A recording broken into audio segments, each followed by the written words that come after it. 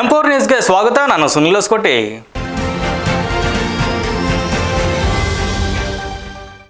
ಪಾವಗಡ ತಾಲೂಕಿನಾದ್ಯಂತ ಕುಡಿಯುವ ನೀರಿನ ಅಭಾವ, ಹದಗೆಟ್ಟ ಕಾನೂನು ಸುವ್ಯವಸ್ಥೆ ಹಾಗೂ ಶಾಸಕ HV ವೆಂಕಟೇಶ್ ಅಭಿವೃದ್ಧಿ ವೈಫಲ್ಯಗಳನ್ನು ಖಂಡಿಸಿ JDS ಪಕ್ಷದ ವತಿಯಿಂದ ಬೃಹತ್ ಪ್ರತಿಭಟನೆ ಹಮ್ಮಿಕೊಳ್ಳಲಾಗಿತ್ತು.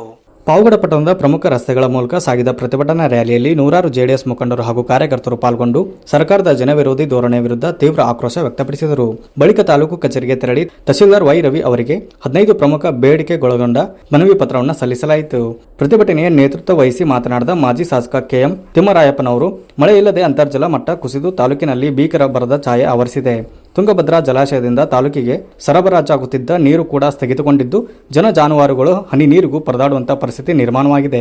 ತಕ್ಷಣವೇ ಪಾವಗಡವನ್ನು ಬರಪೀಡಿತ ಪ್ರದೇಶವೆಂದು ಘೋಷಿಸಿ ಕುಡಿಯುವ ನೀರಿನ ಸಮಸ್ಯೆ ಬಗೆಹರಿಸಬೇಕು ಹಾಗೂ 4 ಹೋಬಳಿಗಳಲ್ಲಿ ಗೋಶಾಲೆಗಳನ್ನು ತೆರೆಯಬೇಕು ಎಂದು ಒತ್ತಾಯಿಸಿದರು.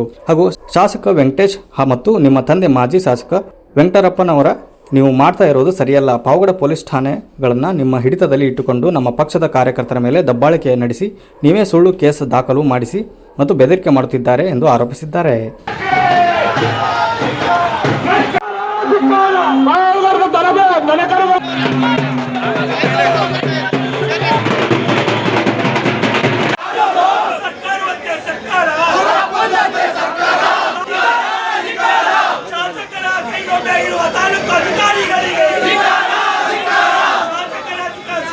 ನೀರು ಕೊಡಬೇಕು, ಇದು ಮಾಡಬೇಕು ಅಂತ ಸೈಮಲ್ಟೇನಿಯಸ್ ಒಂದೇ ಸಲ ಆಗಬೇಕು ಅಂತ ಹೇಳ್ಬಿಟ್ಟು ನಾನು ಹೇಳಿ ಬಂದಿದ್ದೆ. ಮತ್ತೆ ಇವತ್ತು ನಮ್ಮ ಇವರು ಇಂಜಿನಿಯರ್ ಬಂದಿದ್ದರು, ಅವ್ರ ಹತ್ರ ಕೇಳಿದಾಗ ಇಲ್ಲ ಸರ್ ಅವ್ರು ಮತ್ತೆ ಅಡ್ಡ ಹಾಕೋರು ಅಂತ.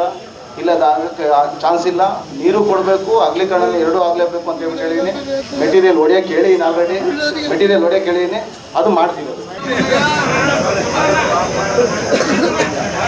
News reporter Shivanand, M4 news, Pavagada. ಇದಿಷ್ಟು ಈ ಹೊತ್ತಿನ ಸುದ್ದಿ. ನಿರಂತರ ಸುದ್ದಿಗಾಗಿ ನೋಡ್ತಾ ಇರಿ M4 ನ್ಯೂಸ್.